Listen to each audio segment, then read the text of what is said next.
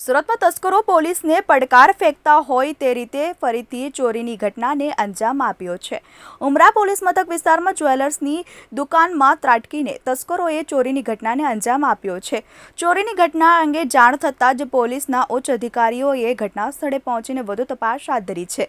ઉમરા વિસ્તારમાં કરોડોની ઘરફોડ ચોરીની ઘટના સામે આવી છે। ટર્નિંગ પોઈન્ટ પાસે આવેલી ઓર્નામેન્ટલ્સ જ્વેલર્સ નામની દુકાનમાં ઘરફોડ કરવામાં આવી છે। રાત્રિ દરમિયાન ઇકો કારમાં આવેલા બે ઈસમોએ ઘટનાને અંજામ આપ્યો હોવાનું કહેવામાં આવી રહ્યું છે। ઓર્નામેન્ટલ જ્વેલર્સ દુકાનના ડિસ્પ્લેમાં રાખવામાં આવેલા 2 કિલોનું સોનું સહિત 1 કિલો ચાંદી લઈ ફરાર થઈ હોવાનું સામે આવ્યું છે। દુકાનનું આખું શટર ઊંચું કરી કરોડોની કરફોડ ચોરીની ઘટનાને અંજામ આપવામાં આવ્યો છે। ઉમરા પોલીસ સહિત સુરત ક્રાઇમ બ્રાન્ચની ટીમે ઘટનાસ્થળે તપાસ હાથ ધરી છે।